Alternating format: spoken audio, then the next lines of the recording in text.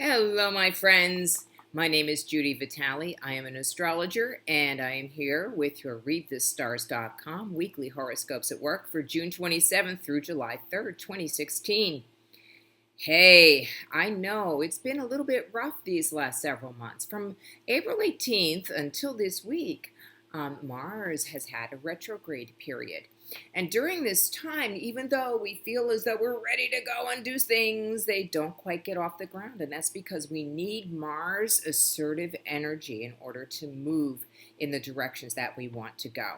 So as of Wednesday at 7:38 p.m. Eastern Time, Mars will be in direct motion. So if you have a project that you wish to launch, it would be best if you can wait until after Wednesday to do so, because then you will have Mars going forward.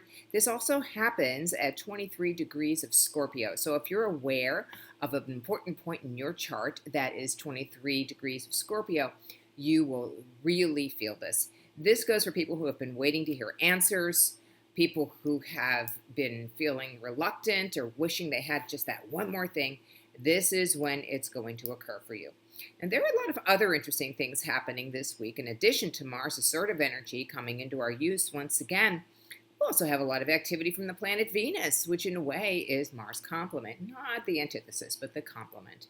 Without the force, and we don't have the need for Venus's containment, and without Venus's containment, the force of Mars is absolutely useless. So look at them as working together.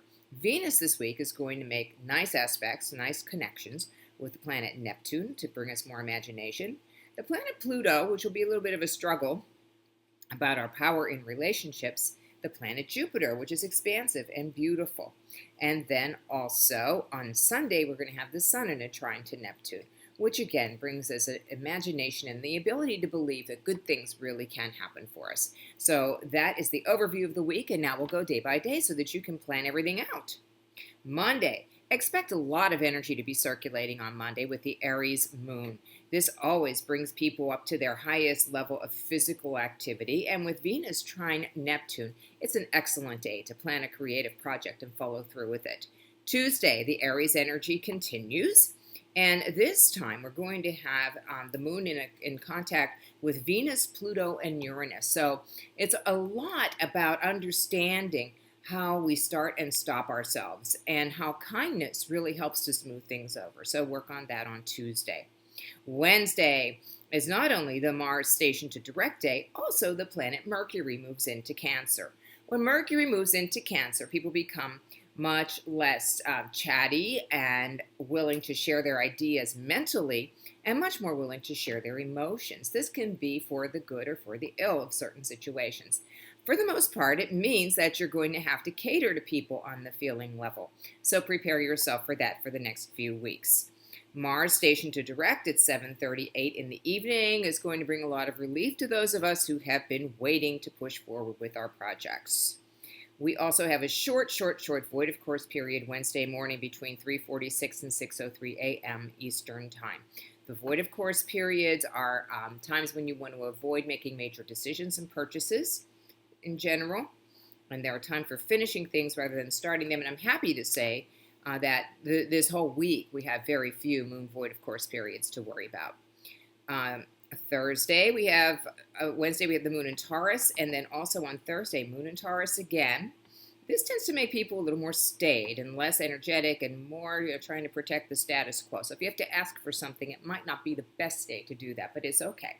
And then you have a trine to Pluto and a trine to Jupiter, which really, brings out that sense of optimism and power again. And then late at night, at about 11:28 p.m. Eastern Time, we'll have Venus opposite Pluto. Be careful in your relationships there. This is when people say things that they don't really mean because they want to assert power over the other person. The moon moves into Gemini at 7:44 a.m. on Friday. And this is, again, a time when people are more communicative, and it's going to be that way for most of the weekend. So this is a great time to get together with people, and of course it's the beginning of the 4th of July weekend, and that will mean that we will be making a lot of those sorts of plans, and I think that they'll go smoothly for the most part. And we also have Venus in a nice connection with Jupiter, and this just brings all that kindness and warmness and the things that bring people together. on Friday for sure.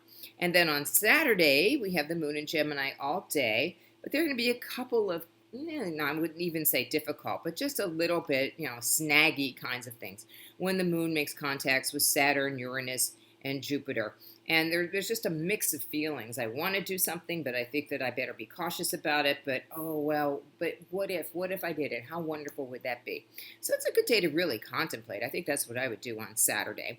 And maybe you can do that while you're out with some friends, enjoying water or sky or sun or whatever it is that makes you happy on this wonderful, wonderful weekend. And then on Sunday, the moon will go void, of course, by the way, between 11:43 p.m. and 9:20 a.m. on Sunday. Okay, so Sunday we have the moon in Cancer, and this is where we want to take care of ourselves and nurture ourselves and be good to ourselves. And we also have the sun trine Neptune on Sunday at 7:02 a.m. This is an excellent day for gatherings, especially those that pertain to family and others that you like to nurture or be nurtured by.